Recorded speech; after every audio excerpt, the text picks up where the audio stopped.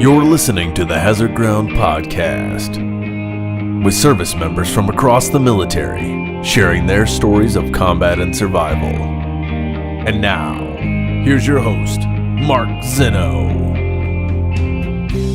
Joining us now on the Hazard Ground Podcast is a very special guest.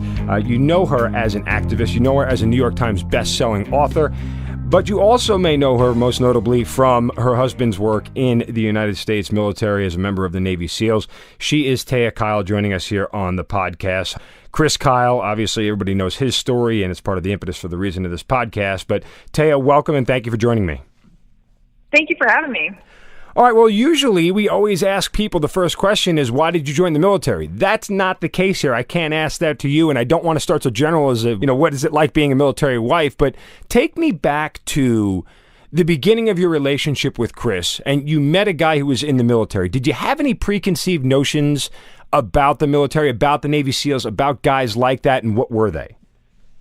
Yeah, man, there are so many answers to this question already that I can tell you, but so it's interesting because a lot of times people say you knew what you were getting into when you married him, and that's not just me, that could be any military spouse, or a lot of times even in the teams, a lot of SEALs would say to their wives, well, they knew what they were getting into when they married us, and I'm thinking, no, really nobody actually knows that.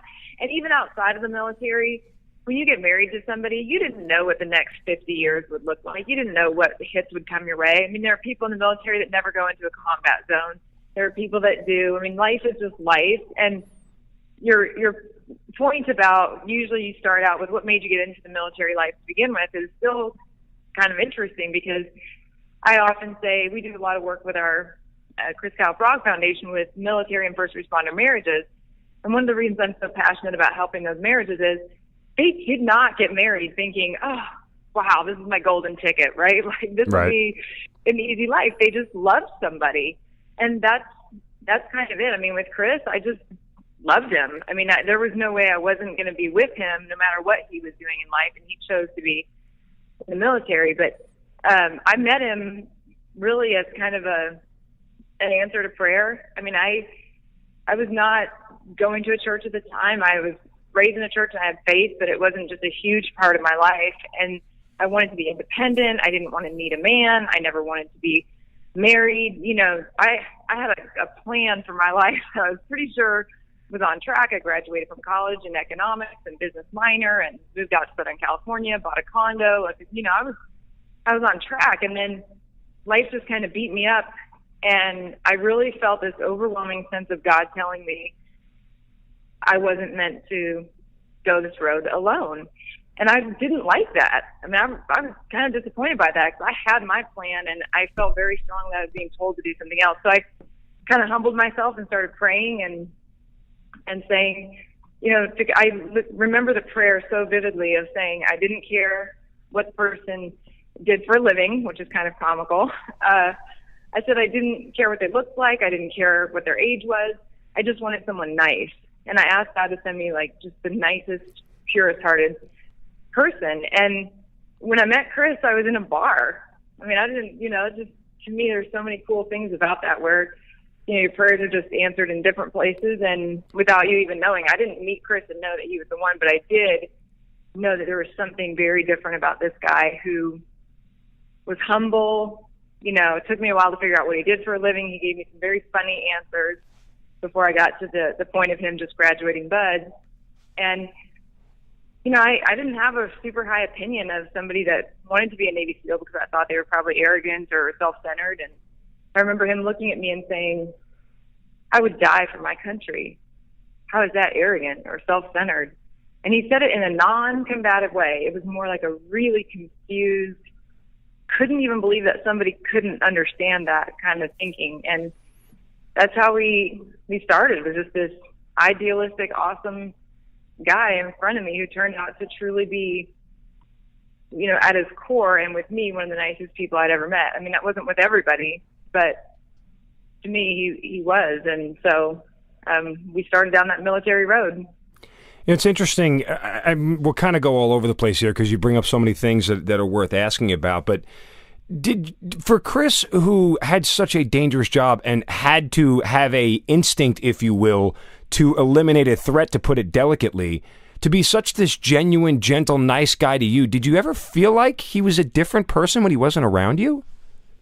No, because here's what's interesting is that he was, one of the things I loved about Chris is that he just was who he was. So when I say nice, I mean it too, that when growing up, I hear stories still about him in school. He was a protector. That's who he was. And so when one of his friends wasn't treated right or somebody didn't do right, he would be the first one to protect them. Even so much so that there's a kid who was on the senior bench. You know, it was one of those things where in high school it's reserved just for the seniors. And there was a freshman that was sitting on there when no one else was around, and he was crying. And Chris was a senior at the time, and he turned around the corner and he saw the kid, and the kid jumped because he thought, oh, he's going to get his butt kicked for being on the senior bench, you know? And Chris just went and sat down next to him, and the kid was embarrassed, and Chris said, it's okay. I cry sometimes too. Wow. Like, right? Like, that's Chris's heart. So it comes in this package of, he's also the kid I hear stories, you know, in high school, and I'm really good friends with, one of his friends in particular who he grew up with, and he'll tell us stories all the time of the pranks they used to play in school, but the teachers loved him because he was respectful. So he played pranks, and he colored outside of the line, and he was a jokester always. But he had a level of respect, sort of his own rule book of like right and wrong and what's good and not good, and he lived by those standards. So he was just as kind and soft-hearted as everybody else. I mean, there's a story of one of his friends was telling me that he was in a fight at school with a kid that he said as many times as he could in school, like, I don't want to do this. Like, I'm not here. I don't want to fight you. You just need to stop, right? And the kid, I think he hit him once, and Chris just said, don't do it. Like, do not go down this road. And then he hit him again, and he drew blood, and Chris was like, well, all right, after school, right? Right. So then the story that his friend tells me is like, this kid shows up to fight. Chris hits him, he goes down, and he says, are we done? And he puts his hand out like, I'll pick you up, right? But the kid comes back for more. So Chris pounds him again and says, are we done? Like, you know, that to me is like, you know, it took the kid like 3 or 4 times before finally he said, okay. And Chris is like, let's just let it go, you know? Right. But there's like this line of, I don't need to prove myself to you, but I'm not going to back down. And there's a right and a wrong, and that got us to this place, and I'll handle it if I need to, but I don't have to. There's another story somebody's telling me in school about, he was sitting at a table, and there were some kids who were telling this one kid, giving him a hard time for being a Christian, right? And so Chris walks up with his lunch on his tray, and he hears it, and he sits down, and they're telling this kid to leave the table. And Chris sat down, and he said, I'm a Christian. I don't think there's anything wrong with that. Do you? And then all of a sudden the kid, like, can stay, right? Mm-hmm. And nobody says anything because they know that he's not going to make a big deal about it, but he's also going to stand up for what's right. And so that protective part of him was part of what made him awesome in the role that he was in the military, because he said so many times, I'd rather be known for the number of lives that I saved than the lives that I took. I mean, that's something that publishers and movie people and all that, those are titles that grab people's attention. But I think what's so compelling about the book and the movie is that you see behind that is what a lot of our warriors are. Yeah. They're not people that are like bloodthirsty and out to kill. What they are out to do is protect. They're out to fulfill a sense of purpose, and it's part of who they are. So Chris was protective with me. He was kind with me. He stood up for me. He, expected me to be strong on my own when he was gone too. And so all those things, I think it was very consistent. He played pranks on me all the time. I mean, just who he was who he was, no matter who he was with. So yeah, on the battlefield or at home, same guy. But I think I just saw that, to me, that when I say nice, that part of him that I just told you those stories about in high school, or stories with our neighbors, or even getting out of the military when there'd be a storm, he would go out looking for people to help. That's that's to me that answer to prayer that I got. Wow, it's certainly incredible to hear. So go back to when you mentioned, you met him when he graduated BUDS, and for those listening who aren't military, BUDS is the Navy SEAL, pre-training course. Once you graduate BUDS, you can actually start your SEAL training. But when you met him and you found out what he did, and I had some assumptions, I guess, about the nature of the work.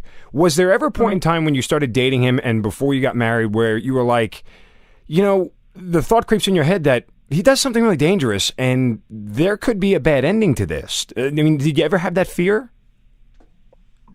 Yeah, like of him dying? Yeah, I mean, just, or something bad happening, or, I mean, obviously, when you guys met, war had started, like, I mean, you had knew that 9/11, I mean, you met before 9/11, obviously, but, I mean, yeah, it was going on. Yeah. So, it's interesting that I asked my dad, I remember, again, we were in an elevator, and I was really excited about him knowing Chris, and I said, so, I mean, what do you think? Like, I know you like him, but, I'm marrying this guy, and I just kind of want to know more of what he thought about him, I guess, and he said, I think he's a phenomenal guy. I really like him. And I said, okay, is there anything that, gives you cause for concern? And he said, my only concern is that he's likely going to war. And my experience is war changes people. Yeah. And that was it. And absolutely. But I said, right, like I'm in my 20s and, I said, oh, yeah, okay. Well, I'm not worried at all about that because this guy is consistent. He is who he is, no matter what situation he's in his whole life. Like he's not, nothing's changing this guy, right? And so I remember Chris and I talking about that probably within a few months before he was killed. And I said, I remember my dad saying this, and he said, wow, that's pretty insightful. And I was like, yeah, and just thinking of, so to me that was Chris just admitting, yeah, it does change you, but it didn't change his core character, and I don't think it changes people's core character. I think it changes the way we see the world sometimes. I think it can have a tendency to rough you up for sure, show you more of what you're made of if you can get through that and how you get through it. And, just like a lot of, everybody struggles in life, so everybody has those things in life, and this is probably just on like a higher volume. Right. It's just bigger and maybe more intense. Well, to your point, I think you hit it on the head, because I would like to think after my deployment, my core values didn't change. I think that's the big thing. I think when people deploy and they come back and their core values are different, that's where they seem to get off the wrong, get on the wrong track, and bad things happen, and dangerous things happen when they get back, because the core of who they are was changed. And in certain cases, it's understandable, right? I mean, right. What people see and go through is sometimes just too much for the average person to handle. And so, but I think that the core values point really holds true. And for a lot of us, that's something that has to stay consistent. And I think, as you just, illuminated about the stories about Chris, that those things were consistent with him throughout his entire life. Right. Yeah. And sometimes I can be a little bit tough on some of that stuff of like how you let things change you, because some people can say, oh, well, you just have to be so mentally tough. And I also think, well, I don't know. I think you have to be unwilling to make excuses also. So yeah, you go through horrible things, but it's your job. It's sort of your duty as a person to find the thing that brings you back, and you don't give up on that. You don't just say, oh, well, that happened and now I'm different, so I guess everything's going to suck and everybody around me is going to be miserable and I'm going to be miserable. I mean, that's an option. Certainly people do it, but I don't have a lot of compassion for that, because I feel like that's a very selfish mentality, and I feel like there are so many options available, but you have to want them. Just like, I mean, I go around the country speaking to people and seeing things and hearing stories that are mind-blowing to me. Child abuse, domestic violence, horrible things that people have experienced in life. And they don't get to just check. I mean, they can, but usually they have to find a way out, right? They have to find help. There are good people, private organizations that are reaching out to them and helping. There are lots of options. But my point with that is that there are a lot of really horrible things that happen to people in life, and sometimes for years and years and years at a time. And there's still a way to get through that. There's still a way to get out of it. it's not easy, but it doesn't have to be the end of your story. I know the movie is the movie and Hollywood does certain things to it. When the movie came out, I immediately picked up the book and read it, and it was like a toilet sitting for me. I just buzzed through it because it was such a good read. Yeah. Because I wanted more of the facts than necessarily what Hollywood would portray as the facts.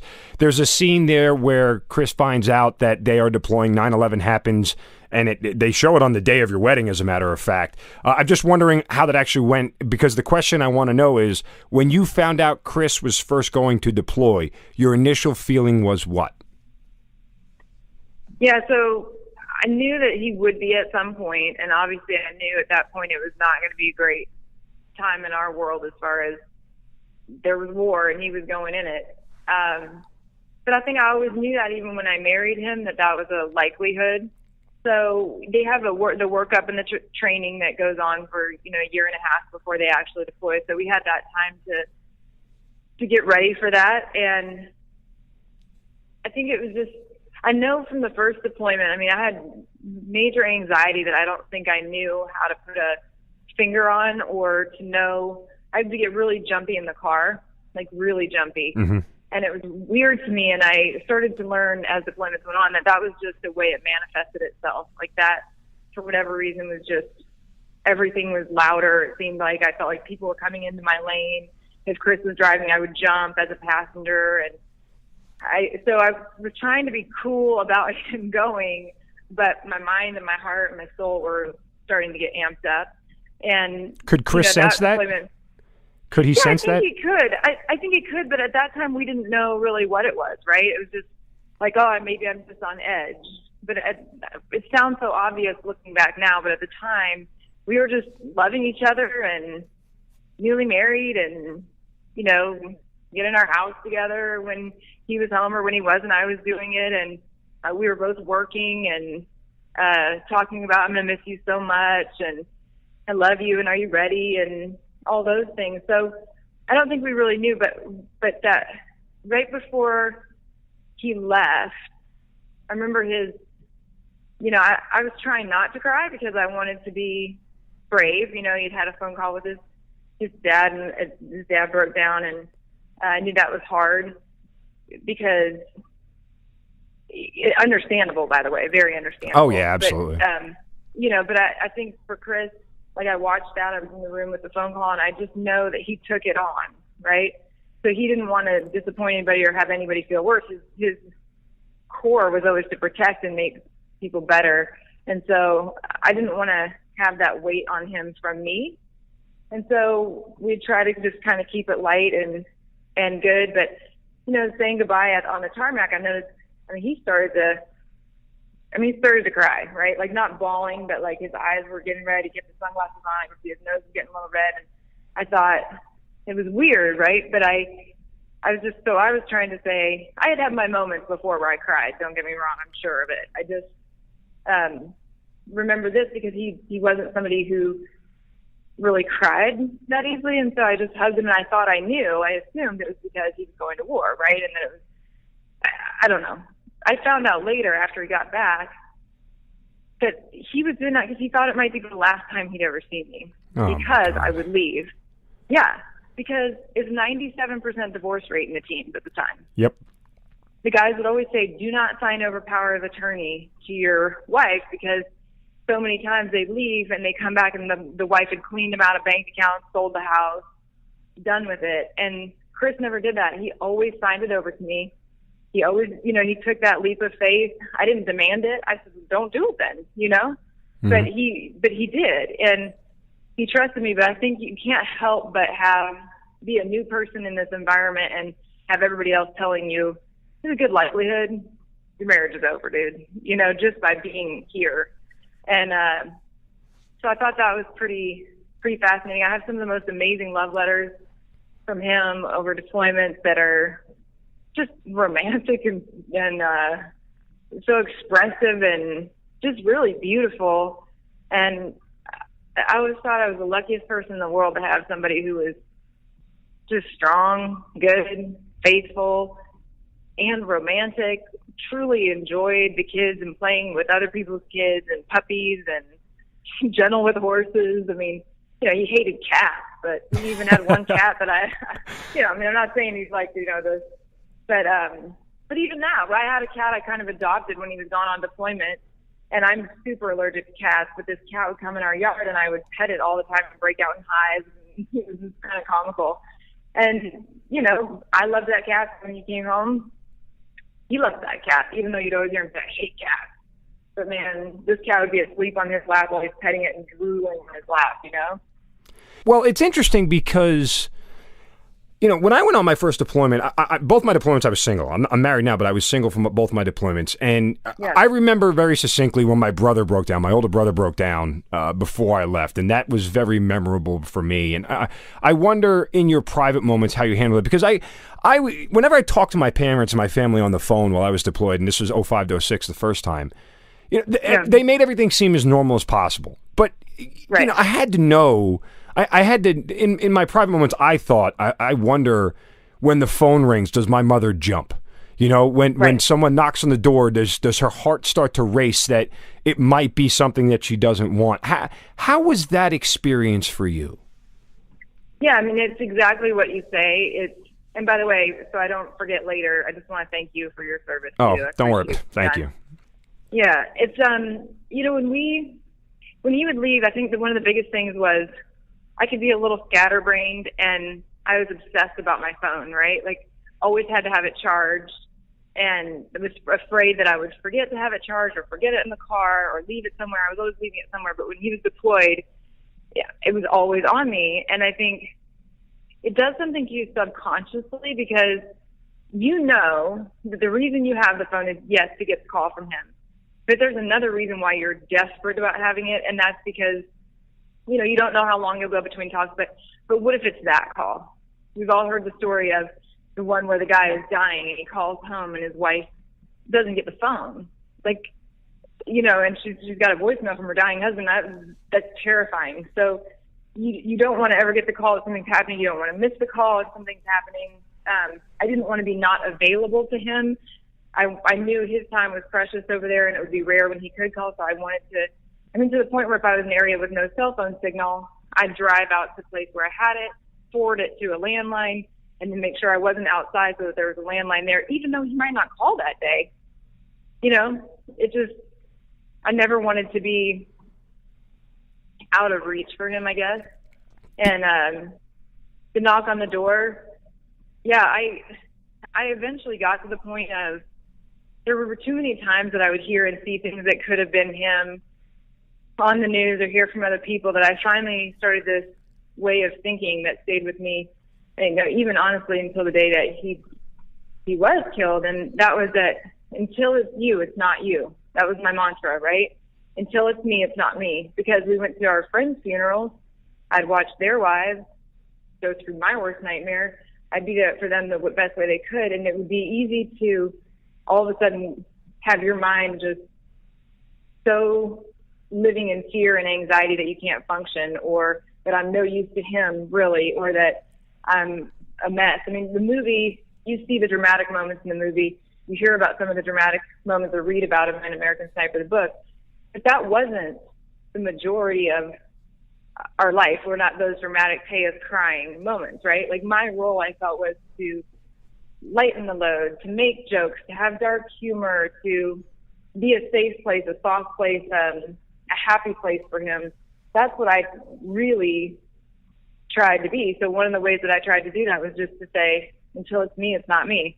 And I refuse to believe that it's going to be him until somebody looks me in the eye and says it's him. I'm going to believe that it's not, and he's fine. That's the only way I could do it and be a sort of happy person to be around. What were those moments like where it consumed you and you just had to break down and cry alone? How hard was that? Yeah, there were so many nights where my faith got so much stronger through Chris's deployments, and Chris knew the Bible so much better than I did. I grew up Episcopalian, and I knew my hymns, and I was even an acolyte, but I didn't know the Bible as it related to me today. And so, I remember asking him about it and asking him about kind of my fears, and I knew that his belief was always, hey, when it's your time, it's your time. There's nothing you can do about it, which is why he'd run into an alley of bullets flying by his head. And be not afraid to go in. I mean, if he went out, and I'm sure you know this mentality too. I mean, in his mind, if he died on the battlefield, it was in a blaze of glory, no better way, no more noble way to go. And so I had that fear, and I just started praying at night. His second deployment, I would sleep with the lights on in my room, and I knew that it did no good, right? Right. But I couldn't turn the lights out because it's like something tangible to hang on to, and I would pray that God would keep him safe and that he'd be okay. And I would feel this. It's weird to explain, but I felt like there would be something in my chest almost that would draw up and out, and it was like a weight kind of feeling. And I would feel like a warmth, and I would ask God to take the fear, and I would feel like I could feel it for a while, like a strength, and then I could feel like I could sleep.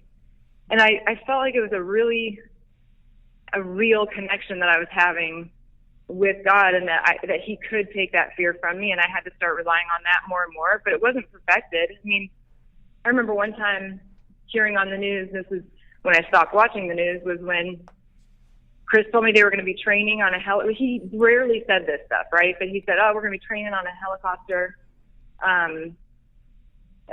stuff out here, and I'll call you when we get back. It shouldn't be too late. And usually he couldn't tell me all those details reliably, but if he said it, I trusted it. And so I was watching the news, and they said a bunch of spec op guys died in a helicopter crash while they were training right where he was. And they usually called SEALs spec ops, even though that's not what they call themselves. And so I just started getting really busy with work. I worked out of my home office, and I was working till probably 1 a.m. because I couldn't sleep, and I didn't want to just break down, because I had that mantra, if it's not me, it's not me, right? Mm-hmm. And then he called about 1:30 in the morning. I picked up the phone, I heard his voice, and I mean, I lost it. I couldn't even talk. I was sobbing. And so he, not knowing, was like, babe, what's going on? Are you okay? Or, he starts to get scared, thinking something's happening on my end, and I'm barely can get the words out. And I'm like, you're okay. So if that helps answer your question, I think, like, I told myself it's okay. I prayed that it'd be okay. I didn't want to have the fear. I found a way to make it through the days, but the reality of it bursted through just hearing his voice that he was okay. I was sobbing, or knowing that it lives in there. I had times where I'd cry to my friends, and try not to do it for him while he was deployed. I didn't want to burden him with that stuff. And that's part of the strain on a military marriage too, I think, is people and first responder marriages, they want to protect their loved ones, so they don't want to share all the danger they're in. The loved one wants to protect their service member by not sharing how scared they really are and how they really feel. And so you start to isolate yourselves out of love and protection for the other person, but at the same time you are creating distance, and that's never good in a marriage. So it just ends up being this dynamic that starts with all the right reasons but ends up tearing you apart.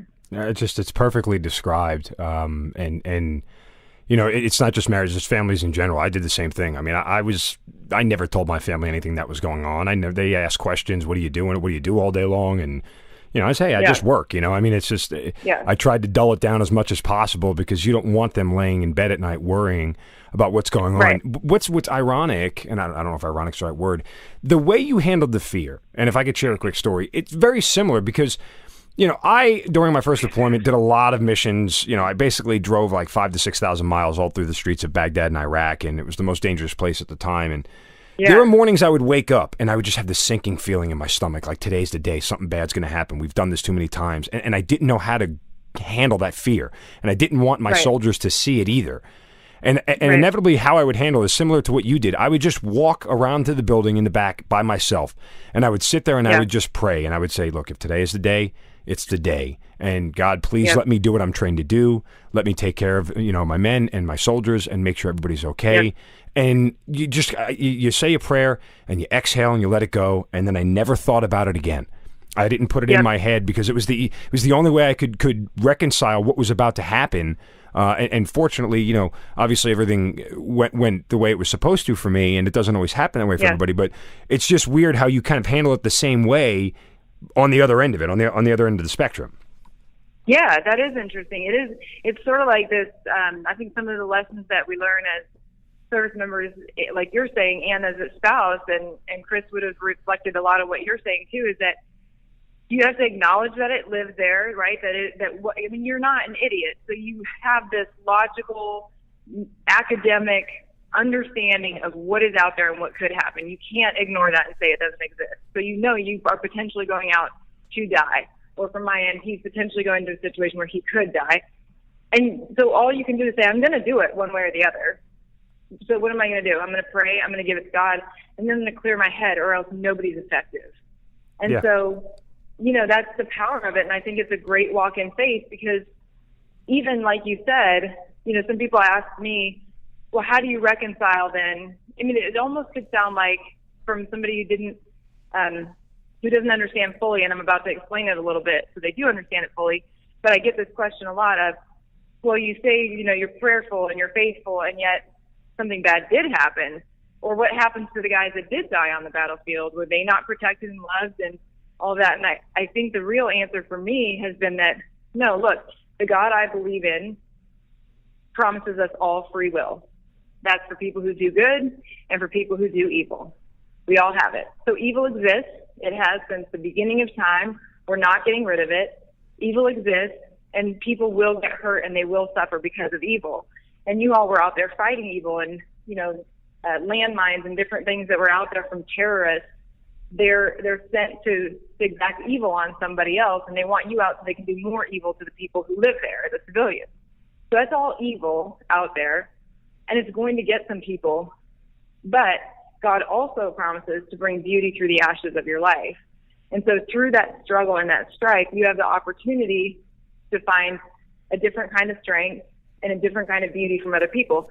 So the stories of the brotherhood, and you, I'm sure, have many, and certainly with the podcast that you do, you hear more, that you see God through these moments more than you would in other places. I know you had, you know, Senator Brian Birdwell on, and the moments of divinity and divine intervention that, yes, evil struck, and yes, he got hurt, but he also saw God more clearly than most people ever will in the midst of that, saving him and completing him and making his soul stronger, so that, you know, your experience was good, you got stronger, you found the power of God and taking the fear from you, and I got that too. I also saw that with free will, somebody still can kill my husband, and God cannot intervene if he's going to keep his promise of free will. But what he can do is carry me through that and show me a different side of him, and show me that evil never wins, right? It exists, and it's going to put the hurt on us, but it never is bigger than the good that God can bring through it, even if it's not the way I wanted it to be. And even if it's not, you know, I think that's why we're not given a choice. I would trade every good thing and every strength and every beautiful thing and even every divine moment that I've seen, because I already had my faith. I'd trade it all if I could have Chris back.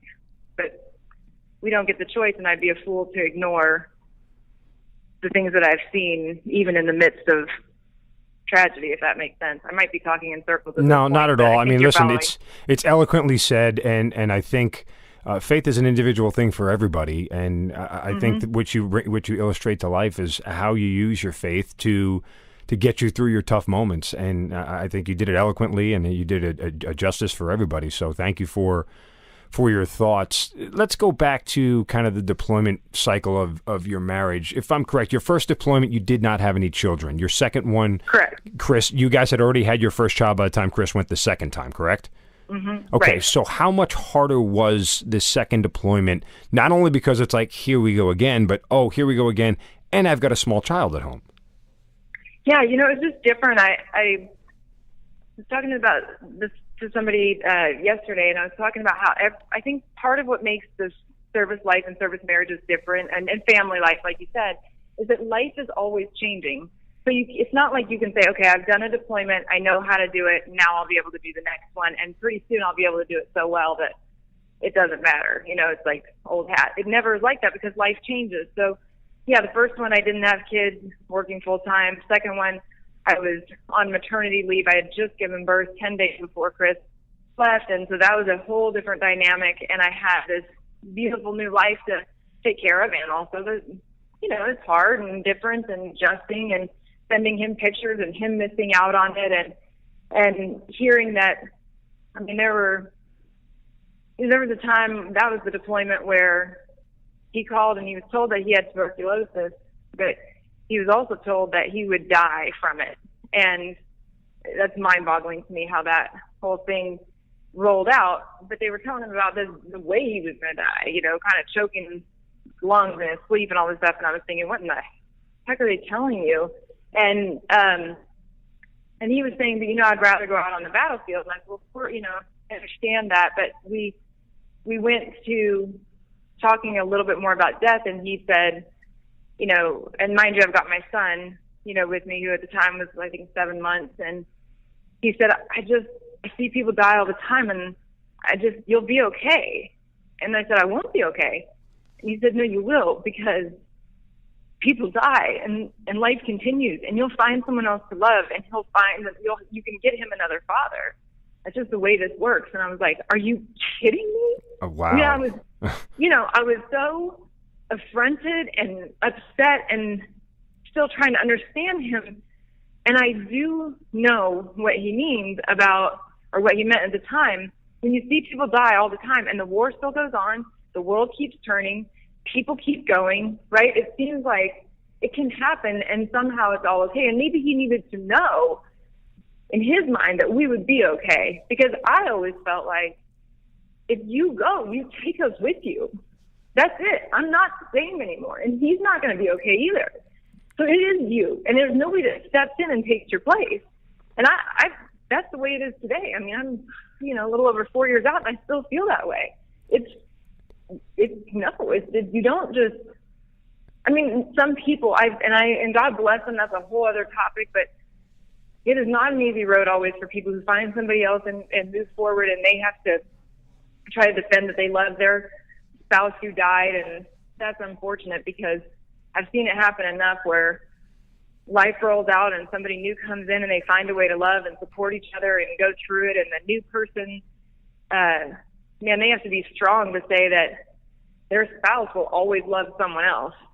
You know, that love doesn't die, but they're opening their world to the new person coming in to help raise their kids or be a part of their family or have more kids with or whatever that is.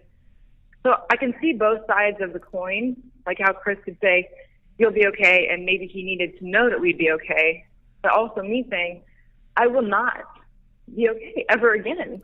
And I still kind of believe that. I mean, am I okay? Yeah. Do I carry on with my life? Absolutely. Do I try to make my home super happy for my kids and laugh and not rob them of, you know, the joy that they, I think, need to have, but also deserve to have, and all that. But it's not that I'm ever okay. It's not okay.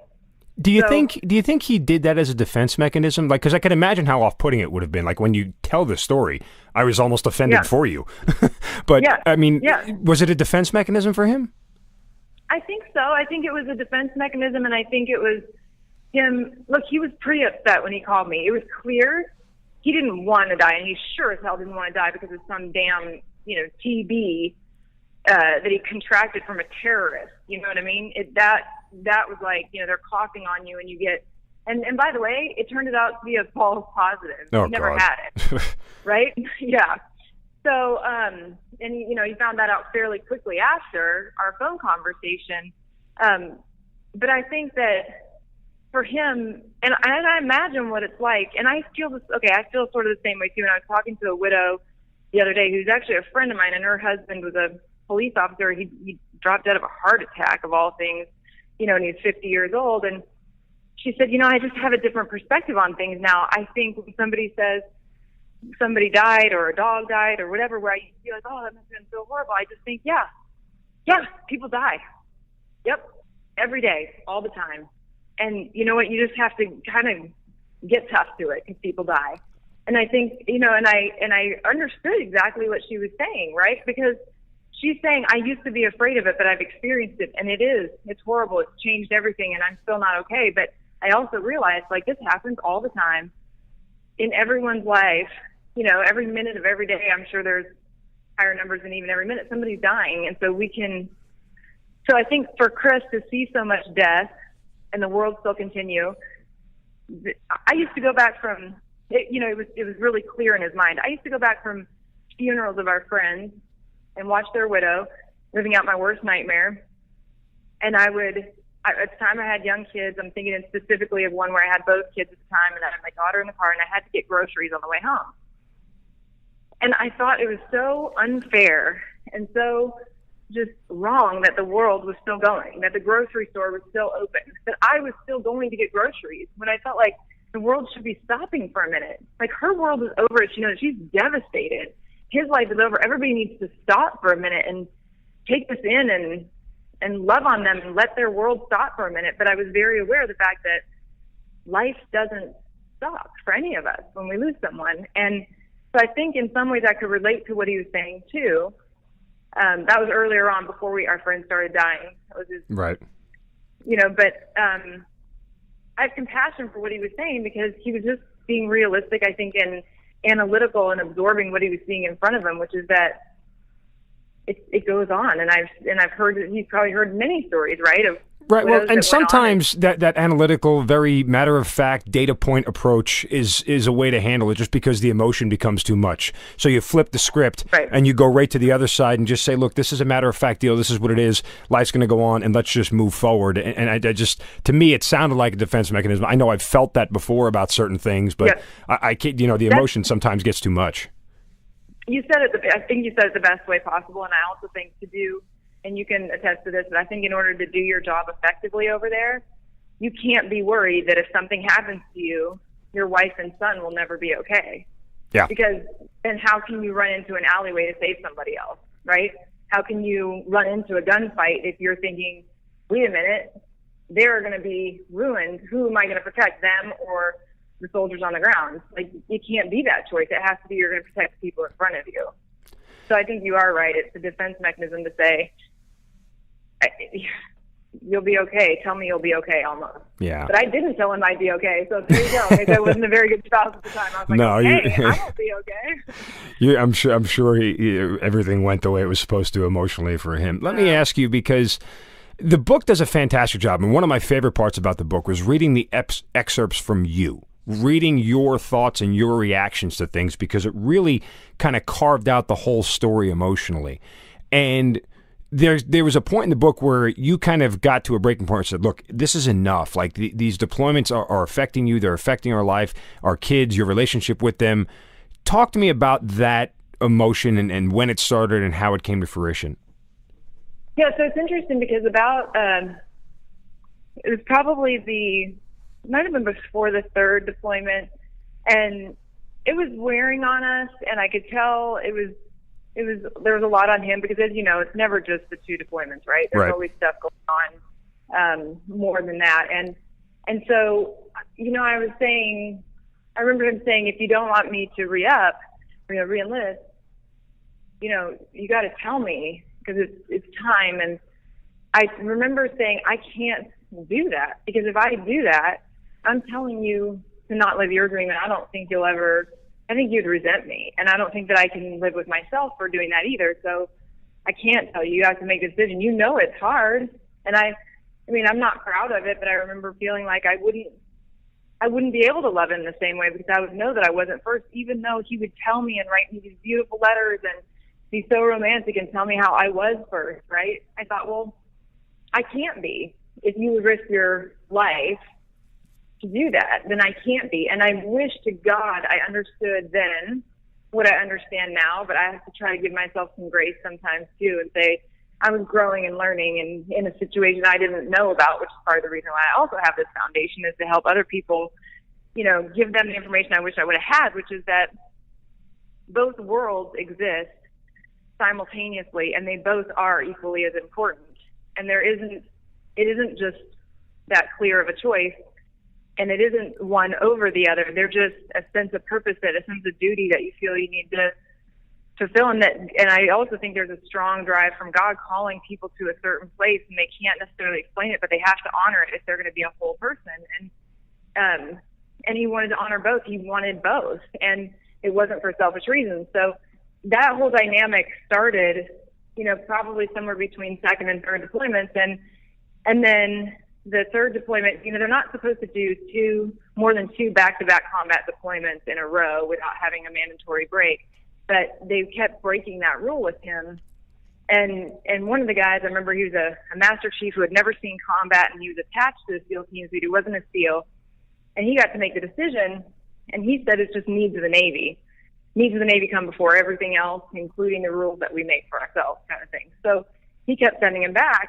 And so then it got to the point where I said to Chris, can we do something else? Could you be deployed overseas maybe? Could we get a station in Europe? People wanted him to kind of go officer or do different things. Could he do that?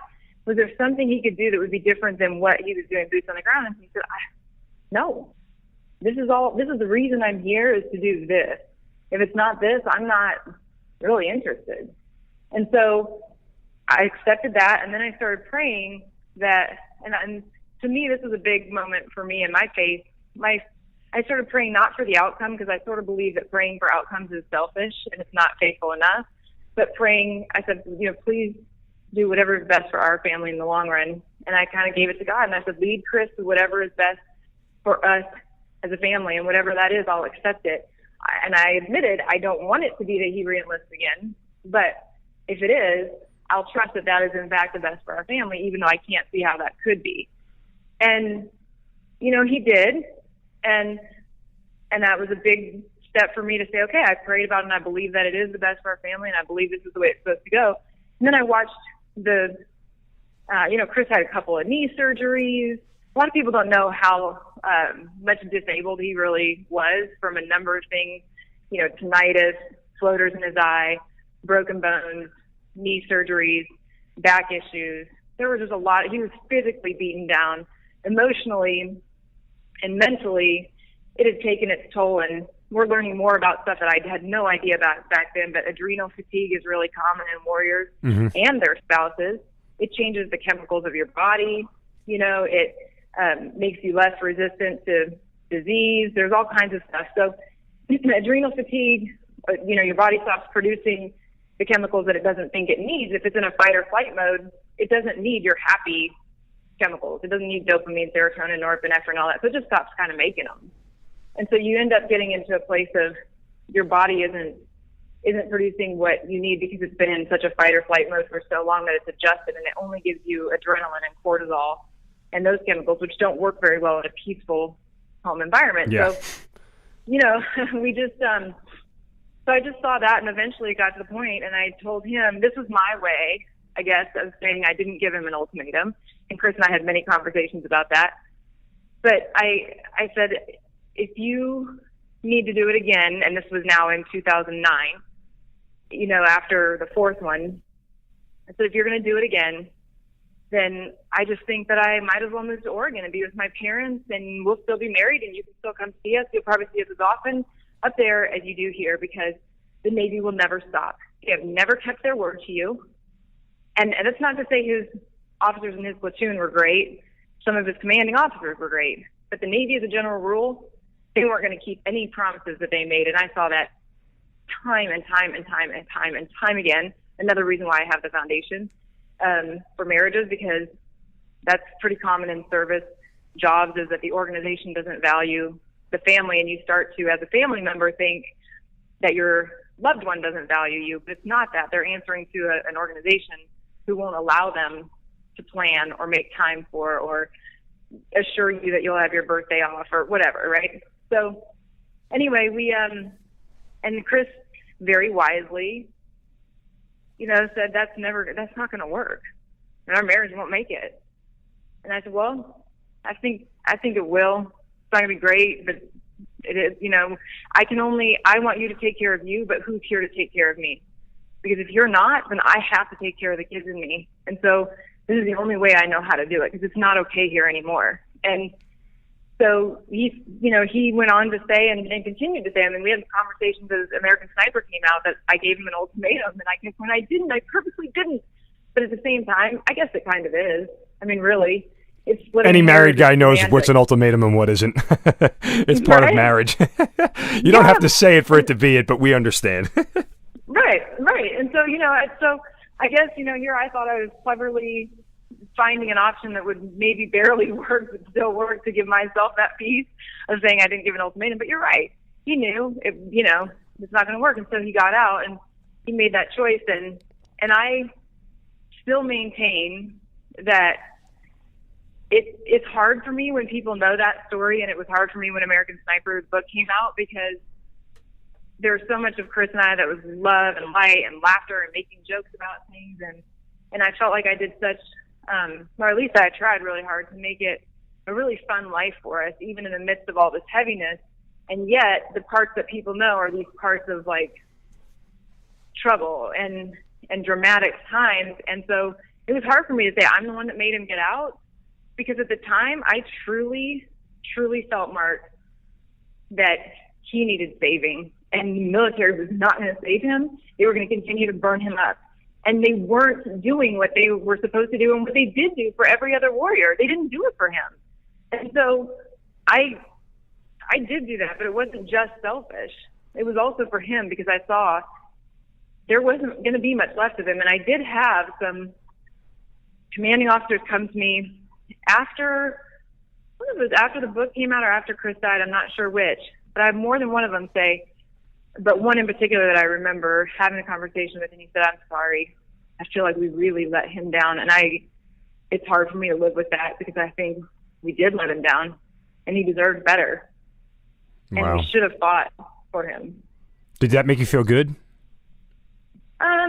It made me feel, yeah, you know what it did? I guess I wouldn't say good. I guess what it was more like, at that point I had already really been pretty solid in how I saw it, but I think to know that somebody else saw it was validating. Right. To know that it wasn't just me being a woman or a wife, or, that somebody else could see that he really did need somebody to stand for him, and he would not have ever been able to quit on his own or walk away on his own. He wouldn't have. He would have killed himself doing it.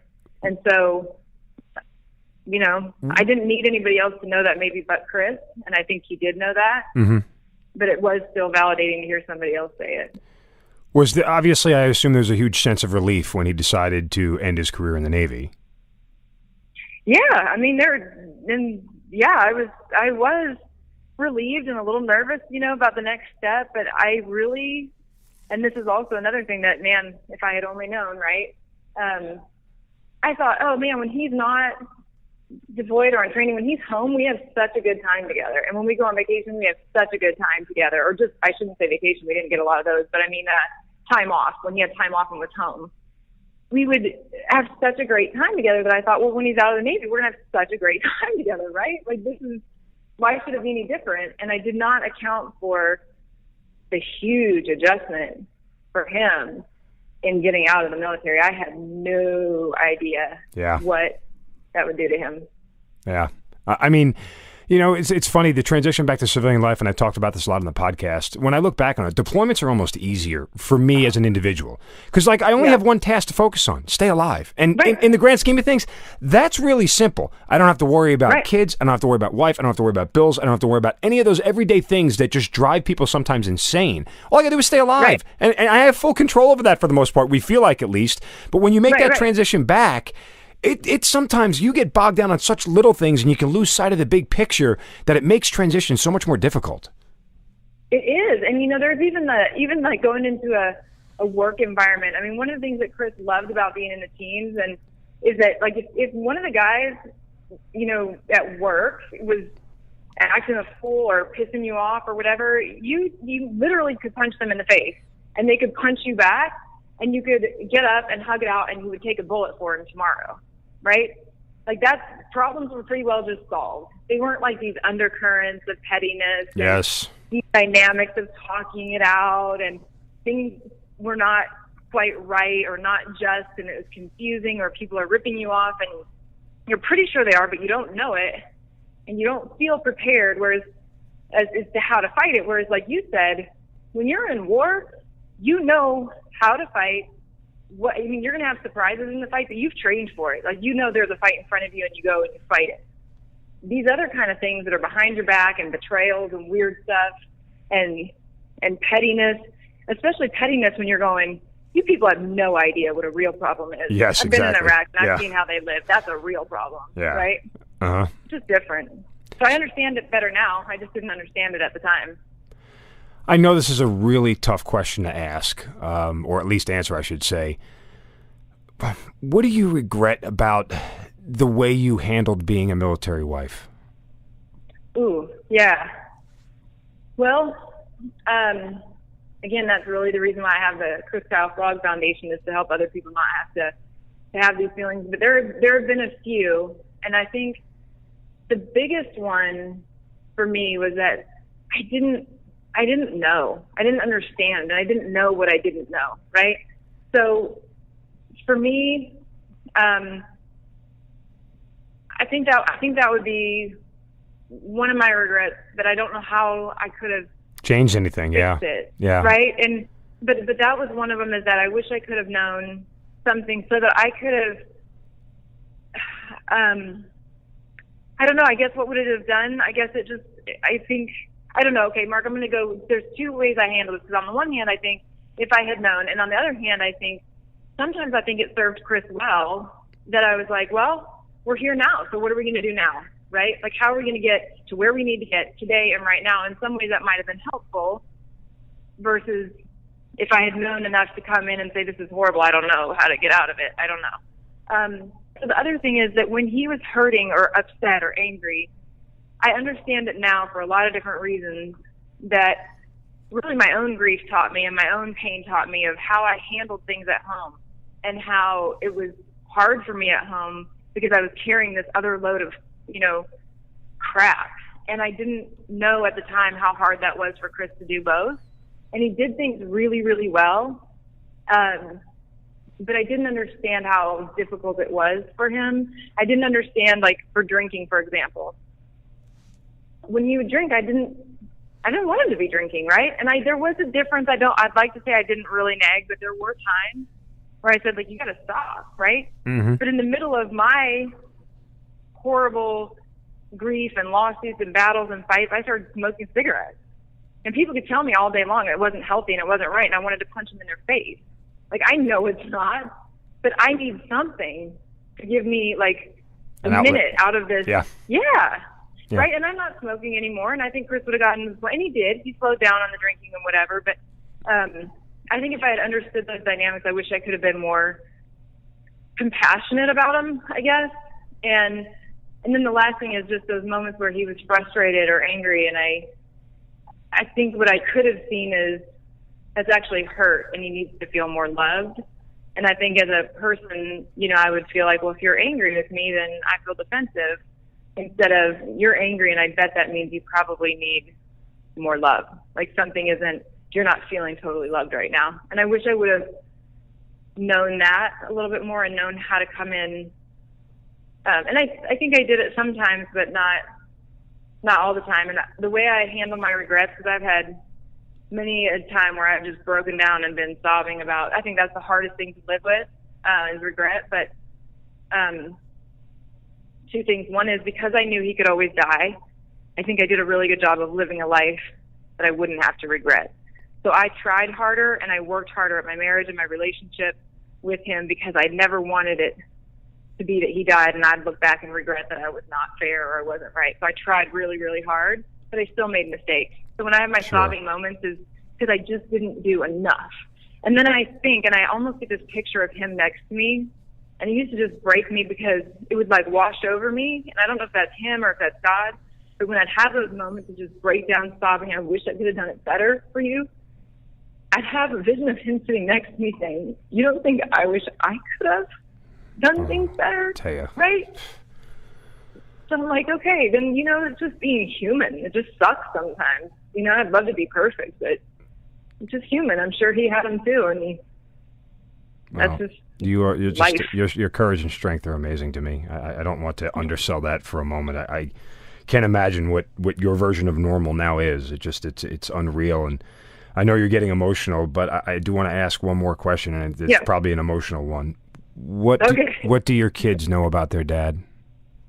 Oh, you know what? That's okay. That's not that doesn't make me so sad. Yeah, because they one thing that I really love about our little family unit is that we talk about Chris all the time, and we laugh, and we talk about the fact that he loves bacon, and that his favorite color is green, and that he would have loved this song, or he did love this song, or he did this stuff, or this made me laugh, or what you just did reminds me of your dad, and we'll laugh and we'll smile. And so when they haven't seen the movie yet. They haven't read the book yet. And they will. There will be a time. But one thing that when Chris was alive, we tried, I think, really hard to do is just for them to know him as Dad. That's it. None of that other stuff mattered.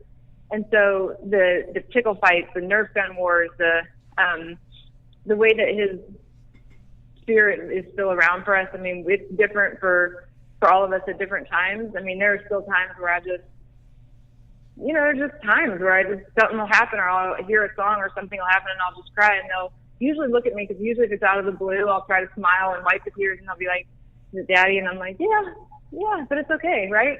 It's okay. I just had a moment, and they're fine with that, and I'm fine with that. Sometimes we talk about it, but I feel like they know their dad pretty darn well, because he was such a solid person in their life, and he really was involved. He was cuddly, he was loving, he was playful, he was expected them to meet a certain standard and politeness, and we have friends that, like I said, the one friend from high school, we're super close with their family, so he still tells us stories about Chris that make my kids laugh, and so I feel like they know all the good stuff, and every once in a while I'll try to tell them something that's like, I mean, he didn't handle that well, but that's okay, because I don't ever also want them to have this